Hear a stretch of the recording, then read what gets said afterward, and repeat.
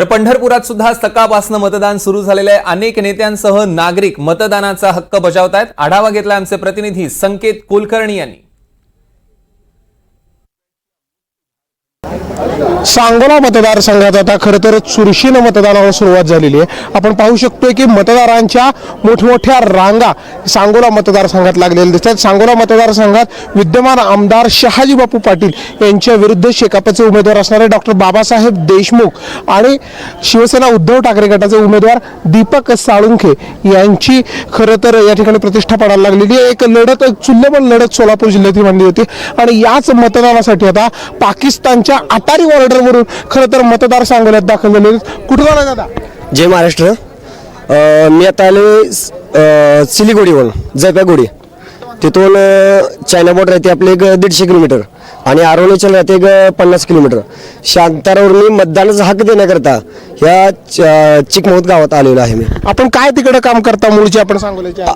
मूळचे आम्ही पालखी आमची आहे, नाथबाबा समाज आम्ही आहे, डवरी समाज आम्ही भिक्षा मागायला जात असतोय।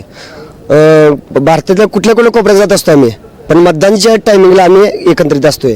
आता एक मिनिट, आमचं कार्य कुठलं आहे? गोमाताला घेऊन गावोगावी पालखी फिरवायची, त्यांचं दरम्यान किती लोक आहेत असे साधारणतः असे फिरणारे आपल्या मतदारसंघातले? मतदारसंघातले आहेत की पूर्ण तालुकाच आहे। काही लोक अंदाजे अंदाजे असेल 20,000 आहेत की 20,000ची संख्या आहे। कुठून आला दादा?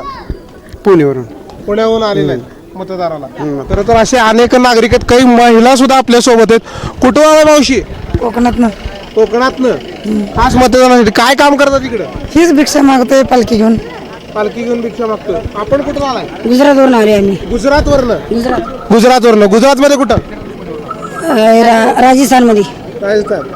खास मतदानासाठी आलाय। तिकडे काय काम करता? इकडे पालखी घेऊन फिरतो। पालखी घेऊन फिरणारे जे सांगोला मतदारसंघातील नागरिक आहेत, खरं तर ते पाकिस्तानच्या अटारी बॉर्डर असेल, पश्चिम बंगाल असेल, गुजरात असेल, कोकण असेल, अशा विविध भागात आहेत आणि हेच नागरिक आता सांगोला मतदारसंघात मतदानाचा हक्क बजावण्यासाठी आलेले आहेत। व्हिडिओ जर्नलिस्ट राजू मिसाळसह संकेत कुलकर्णी, NDTV मराठी, सांगोला, पंढरपूर।